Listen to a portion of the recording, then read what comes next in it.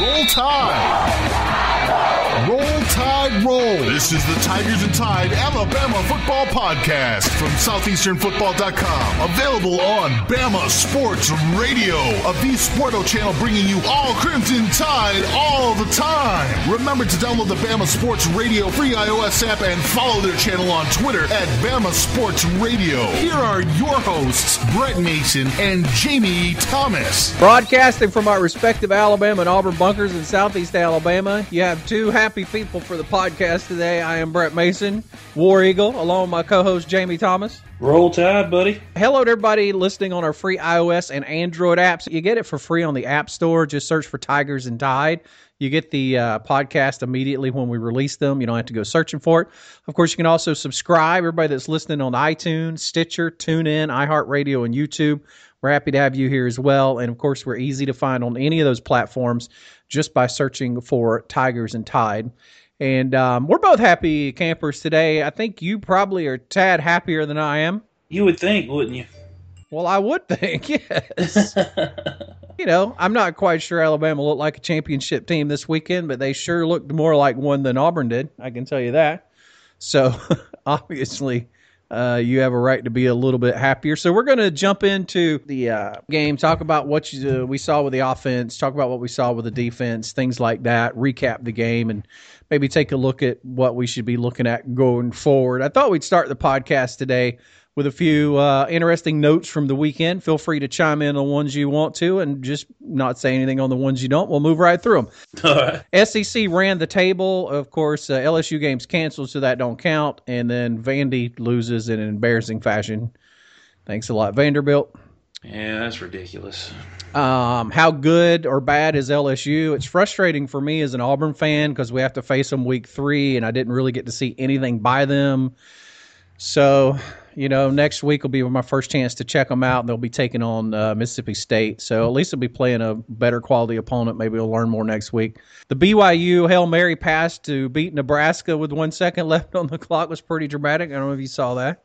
Yeah, that was outstanding. I love Hail Mary passes as long as my team isn't involved because those are scary. Well, how many times did CBS show that stupid Nick Marshall to Ricardo Lewis Hail Mary yesterday? Moving right along, Jamie Thomas lost money because Stanford got upset. Yeah, that's true. Stanford let me down. I guess if anybody was going to make me look like an idiot, it had to be them, huh?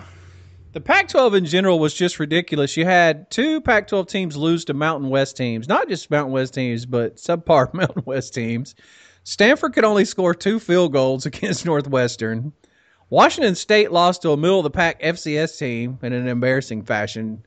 It just wasn't good for them. I mean, some of the upper tiers, you know, they looked okay, but yeah, I thought UCLA looked pretty good. I think Northwestern, you know, they about every 4 or 5 years they have a pretty good football team, so maybe not that bad of a deal for Stanford. You know, they could still recover. They've got an excellent football coach. They could still win the Pac-12. But yeah, you're right. It's not looking good for them at all.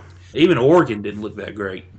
The most entertaining video of the weekend was the K-State band halftime show, which appeared to show a mascot performing unsavory acts. The band director claimed that it was a mascot. That was the mascot battling the Starship Enterprise. Yeah. I can promise you that is not what it looked like. It's definitely not what it looks like. You're going to have to Google that one. I'm really not going to comment on that just in case there are any kids listening to this show.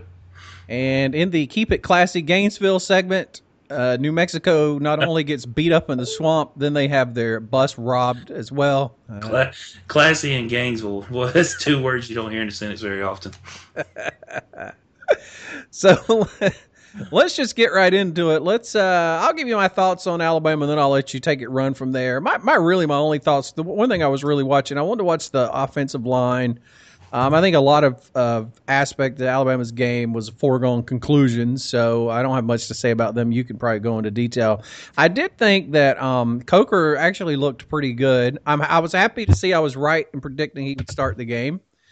I thought he looked pretty good, except he just doesn't seem to, and it happened several times, he doesn't understand when the defense is flushing you. You either need to run to the sideline, or you need to toss the ball away, or you need to tuck it and try to move forward. You can't just keep running backwards. You know, Jake Coker, he's a fifth-year senior, but still in the grand scheme of things, really, it's like putting a freshman. It's like putting a 25-year-old freshman or 24-year-old freshman on the field and, expecting him to be, just absolutely great. He is a mature kid, but as far as football experience, he just doesn't have it. I believe that's going to come later in the year for him. It's definitely apparent that he's won the starting position. What I saw out of Cooper Bateman, if he is the second best quarterback we have on the team, then he definitely has a lot more growth than what Coker has. I think Coker seemed to settle into the offense. He looked a lot better running the offense in the second, after the first drive. He did get sacked again. The footwork concerns me, but that's just being spoiled from the scrambling ability that Blake Sims had last year. Yeah, I think he looks like he'll be fine. I didn't see anything that wasn't coachable, and his passing, he didn't do a ton of passing downfield, but those high percentage passes, the timing things he did, all those he seemed to be okay with those. So I think when you got a running game and you have a one-man defense wrecking machine like Derrick Henry, you don't have to be quite so concerned about your quarterback being the greatest passer of all time. Well, playing a team like Wisconsin, don't get me wrong, Wisconsin's a good football team, but they're not SEC caliber. That running game is going to shine. It will have some problems, especially when they start facing those big, nasty defensive linemen like Georgia has, like Mississippi State has, like Auburn has. I mean, Auburn showed some run defense yesterday. They've got some big nasties on that defensive line. LSU's going to have some big nasties on that defensive line. So, yeah, it's going to be pretty important for Coker to be able to avoid the rush, to be able to throw the ball, and to be able to make those plays on down in the schedule when that talent level starts getting a little thicker. So were you happy with the receiving core? Or is there anything you saw in the receiving core that jumped out at you? About what I expected. Haven't seen really anything that sets anybody apart from being the playmaker that Amari Cooper was last year, and not sure that we are going to see that this year. Robert Foster had a couple of good catches, made a couple of good plays after he caught the ball. But, there just wasn't a lot to see, really. I mean, I know Coker threw the ball. He was 15 for 21. But our biggest receiver, only had 4 catches for 50 yards. Did have a touchdown. But, that's still one of the mysteries right now. I think as Coker develops as a quarterback this year, we're going to start seeing some bigger numbers. And we may see Foster or Black or Sims, one of those guys that's going to break out and be that playmaker. But right now, that's still a question mark. Well, Kenyon Drake was one of those guys that you're expecting to be used. He's a back, obviously, but more of a utility type guy that could be moved around, lined up, used as a receiver, things like that. I think they're saving that. We saw Kenyon Drake in the backfield. Only saw him line up outside what I can recall 2 or 3 times. They did throw the one little wide receiver screen to him. But Wisconsin had obviously been watching game film from last year. They were prepared for that. So really didn't see anything with Drake lining up to the outside. But at the same time, like I said, it was 2, maybe 3 times we saw him go out there. I think that's going to be, as we get a little further into the season, again, once Coker gets more comfortable in the backfield, we're going to start seeing that offense philosophy, strategy a little bit more than what we saw in this game against Wisconsin. Bama was very vanilla in this game. I expect them to be very vanilla next week against Middle Tennessee State. And then when Ole Miss rolls around in 2 weeks, I think we'll start seeing a little bit more of that, the Kenyon Drake show. That covers most, I guess, of what we saw on offense, unless you want to add anything more before we move on to the defensive side of the ball. I don't know. Would you consider special teams offense? Certainly at times. I also consider them defense at times as well. Our field goal unit sucks again. That's all I'm going to say. Yeah. The good thing is Nick Saban has proven that you don't have to have a dynamic field goal unit to win championships, so I wouldn't be that concerned about it. But I know as an Alabama fan, it must get frustrated year in and year out for that to be. I just don't understand it. Top recruiting class after top recruiting class after top recruiting class. Coach, if you're listening, I'm willing to sacrifice one of these star defensive players to please go out and get us a field goal kicker. Please get us a field goal kicker. Please, Coach Saban, get us a field goal kicker. We'll talk defense for the Alabama Crimson Tide coming up next. First, got to tell you, our podcast is brought to you by Fantasy Sports and DraftKings. People are using just tons amount of cash they're winning, doing what you love, picking the players you like best.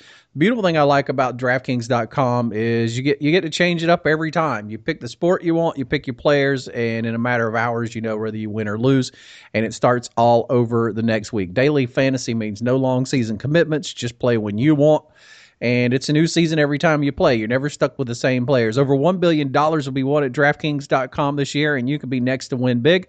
So go to DraftKings.com, and if you enter promo code Tigers and Tide, that's all one word, Tigers and Tide, not only will you help us in our humble little podcast here and buy things like mics and stuff, you'll also be able to play for free, which is pretty sweet. That's Tigers and Tide, all one word, for free entry now at DraftKings.com. We are a compensated affiliate with DraftKings, and happily so. Did you ever get signed up to play any this weekend? I'm signed up, man. I'm pretty pumped up about it too.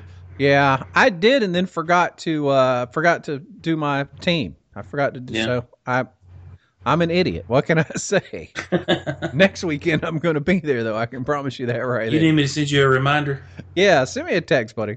Or I can tell Siri to remind me. That's the only way I know anything is Siri, and I guess I forgot to tell Siri to tell me. So what do you think about this Alabama defense? My thoughts, I thought they looked pretty much like I thought they would look, and I don't really know that you could ask for a whole lot better the first game of the season. Yeah, I think, overall, as far as the front seven, not a whole lot more you could ask for. The Wisconsin run game was shut down for the most part. The quarterback was pressured, sacked a couple of times. They roughed him up a little bit. The front seven, just played really well. Jonathan Allen had a big game. Reggie Ragland had a big game. Reuben Foster looked real good defending the run and on the pass rush. He still needs a little work in the coverage department. He saw him a couple of times get out of position, turned into a couple of third down conversions for Wisconsin. Which is, I'm sure, something that, the coaching staff's going to be working on. But he really made up for it. He had a couple of pretty nice big hits, made a couple of key tackles. Very happy with those guys. Still just extremely disappointed and concerned about the way our defensive backs are playing. I mean, it's just, I don't know now. For the last 2 years, Brett, it just seems like that defensive backs just, they're not, well, I mean, it doesn't seem like it. They're just not playing the position very well. They're getting burnt, and instead of defending the pass, turning around, looking for the football, they just have their back to the ball the entire time, and it's causing all kinds of issues. One, they're the pass completions because they're not playing the football. If the wide receiver stops, the defensive back never turns back. He runs him over. It's a pass interference call, which is 15 yards and a first down. So I just don't get it. I mean, we have the greatest defensive mind there is in college football, who has made a living off of coaching defensive backs, and we just can't get it right. And I don't know if it's just it's too overwhelming for these guys once they get on the field, or if it's lack of coaching. I don't know, but it's got to change, or it's really going to cost Bama another game this year. You get up against a team that can actually run the football and make your defense have to protect that run. Opens up, of course, for the play action. If you don't have the defensive backs back there that can defend the long ball, it's going to make for a long season. And I don't know, man. I'm scared to death over it. Well, I think you nailed one point, because from what I saw, and knowing that that's been a weakness for Alabama, it's a weakness for Auburn too. It's funny how we kind of share those things in common. I tell you what, it seems like your guys can run with the receivers. It's not that problem. I think it's the awareness factor, like you said. Like they're not turning around and making the plays. Like they're able to run with them, but that's no good if you don't have awareness that the pass is coming, or you're not in a position to disrupt the pass or intercept the pass. And that seems to me, from watching them, is something that they just don't seem to have that awareness there. I guess that's coachable, but Yeah, athletically and talent-wise, they're as good as any defensive backs in the country. But it goes back to what you said. It's awareness, and like you said, whether it's them being overwhelmed or whether it's just lack of coaching, I don't know. But it needs to be fixed. Every Bama fan that I've talked to since the game, this is their number one concern. It's my number one concern. I think if Bama can get that together, if they can get that fixed before Ole Miss comes into town, and this golden arm quarterback that the Rebels have, Chad Kelly, who just lit up all kinds of numbers Saturday, that's going to be a big test right there. It's going to be a huge test. I don't know. It could be ugly. It could be very ugly. Well, one of the stats that I'd point out was really, really good news, and this is never a huge problem for Alabama. There's always well coached, but you had no turnovers, and I think anytime you get through a game one where you're putting some new people on the field and you got first game jitters, you got a quarterback that's probably unsure of himself, and you get through it with no turnovers. I think that says a lot about your team too. As you point out in your show notes, penalties, you did have several penalties which were ugly, and against a LSU or against an SEC team that could really make the difference in the game. So that's something they need to clean up. I think you could probably chalk all that up to first game jitters. No. Yeah, I mean, we're first game or not, we're not used to seeing 11 penalties for 120 yards. That is steep for really any team in the conference, except for maybe Vanderbilt. Several holding calls. I don't know if the whatever officiating crew this was, if they didn't get the memo, but as Bama, we just don't get holding calls. So if they're going to officiate another Bama game, they just need to understand you don't call holding on Alabama. It just doesn't work that way. The other thing was 4 for 11 on third down. Man, that's tough right there. That's got to improve. With a first-year quarterback, with the penalty situation, if it doesn't get any better, there's going to be a lot of third downs. And for Bama to put points on the board, that's going to be a place they have to convert. 4 for 11 just doesn't cut it. Of course, that's less than 40%. You got to be up in that 50 to 60% range in order to be successful. Coming up, we're going to be talking about our Pick'em contest and the prizes, and we'll get to that in just a second. First, I want to remind you that our show is brought to you in part by Blueberry Podcast Hosting and Services. For as little as $12, you can do your own podcast, and Blueberry makes it super easy. Just produce, post, and publish. If you've ever listened to our little podcast here talking about Alabama football and thought, man, I could do a better job than that, you just go sign up. Any of you can go sign up for 1 month free. We've set up a little deal with them so you can try it out. Southeasternfootball.com/free month. And you can start podcasting for free right now. That's southeasternfootball.com/free month. All you got to do is use code Tigers and Tide, all one word, Tigers and Tide, at checkout. We don't get to announce a winner of our Pick'em contest today because we got the obviously a Monday night game, and this podcast is released Monday morning, so we don't have psychic abilities. And there was 4 or 5 people tied at the top in terms of total points, and only the tiebreaker questions made the difference. So potentially we could see a flop in who's leading with that one game. So we can't name a winner. Of course, that's the Ohio State game. So we will be announcing a winner for that on the Thursday show, but we do need to tell you, you can go play in that for free. I want to point out that I'm ahead of you, buddy. You are, and I have absolutely no chance of getting the top spot this week. Not unless you pick somebody besides other than Ohio State. No, I got Ohio State now. So in my personal battle to beat Jamie Thomas, I am leading the Pick'em contest. Look, it's not too late for you to get in. You missed week 1, but you can get in. We give away weekly prizes. That's very, very easy for you to do. All you got to do is go over to our website, which is southeasternfootball.com/picks. And you'll need to use the password podcast when you sign up. It's group ID 2676 if you just want to go to Yahoo Pick'em.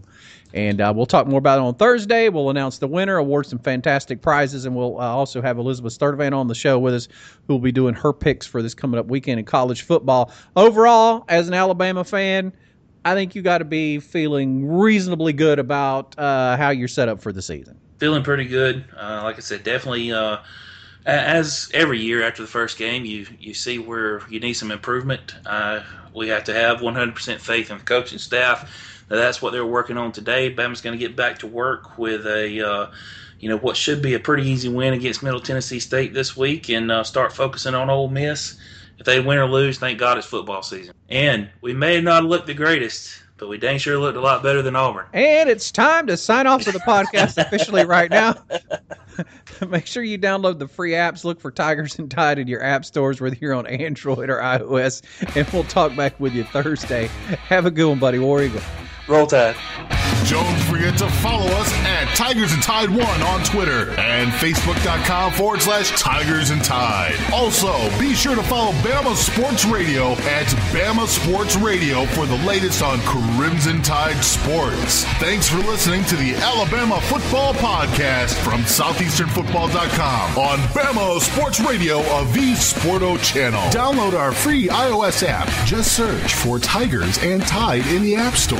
And subscribe to our podcast on iTunes, Stitcher, TuneIn, and iHeartRadio. Just search for Tigers and Tide. And for the latest SEC news, log on to SoutheasternFootball.com.